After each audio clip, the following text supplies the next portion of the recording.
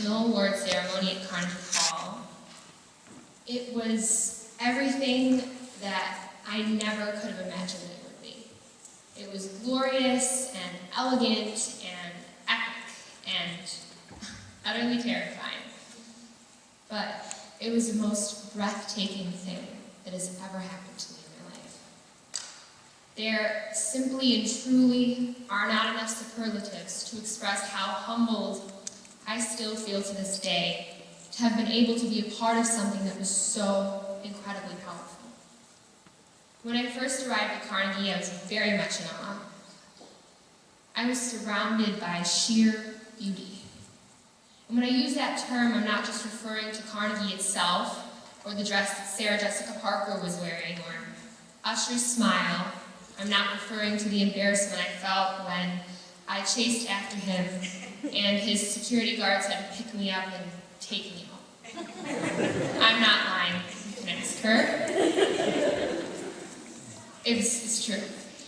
I'm referring to the individuals that I met who expressed that beauty and the words that they shared with me through their stories and their paintbrushes and their various mechanisms of art.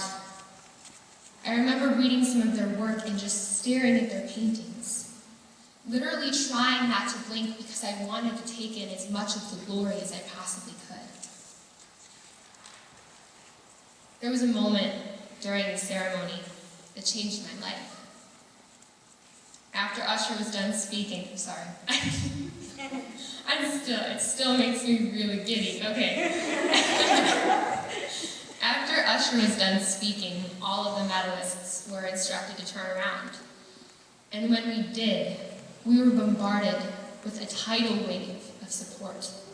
There were thousands upon thousands, possibly millions of people, standing in the wings, all across the balconies, outside, in the streets, all over the country, cheering for us, cheering for all that we were, all that we had accomplished. They were accepting every single part of who we were. For the first time in my life, I felt like somebody really, really, really genuinely accepted every single part of me for me. Witnessing such a genuine outpouring of encouragement was equivalent to experiencing true divinity in motion. Love in its truest form in divine motion. I never knew that love was capable of movement until that moment. I felt like somebody finally understood me, they heard me, and they got it. And all anyone in this room wants in life is to be heard and to be understood. In that moment, my voice was worth something. Every single person in this room is painfully vulnerable. At the fault of devices that are beyond our control, we are gut-wrenchingly human in every sense of its word. And we spend our entire lives pretending that we are invincible. What's wrong with crying? What's wrong with getting angry? What's wrong with writing something because you feel it? Nothing. We try to act as if everything's okay, though, because we feel that if we are vulnerable, our vulnerability will be taken advantage of.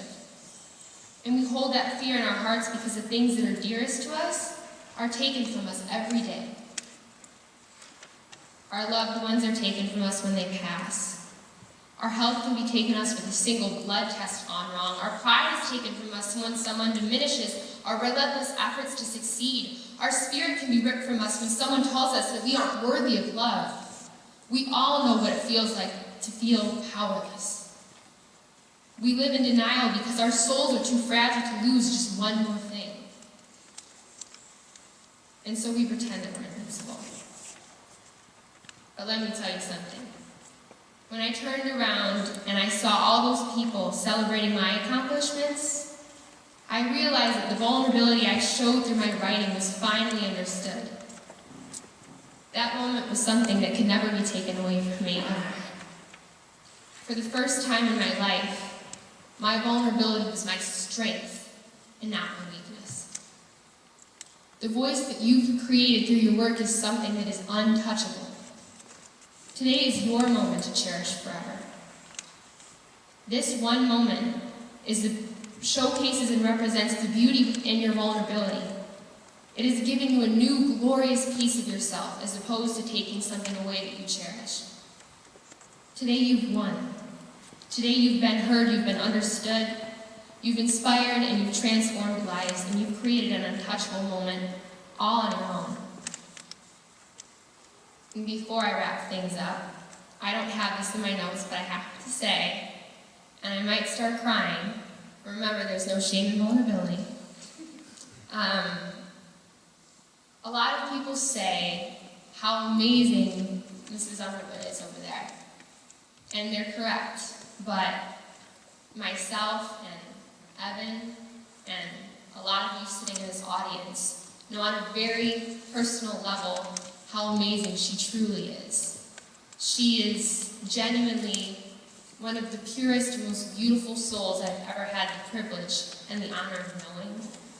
She goes above and beyond the call of duty in terms of being a teacher. She is more than a teacher. She's a friend, she's a confidant, and she's given soundness to our voices. We owe everything that we have and everything that we say today to her.